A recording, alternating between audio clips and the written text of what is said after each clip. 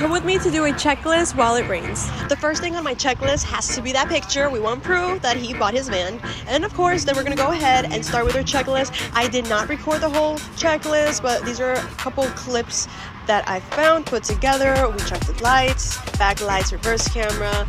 We checked the spare tire. We checked the tools. He's walking out of here with a fresh new oil change. We topped off all the fluids.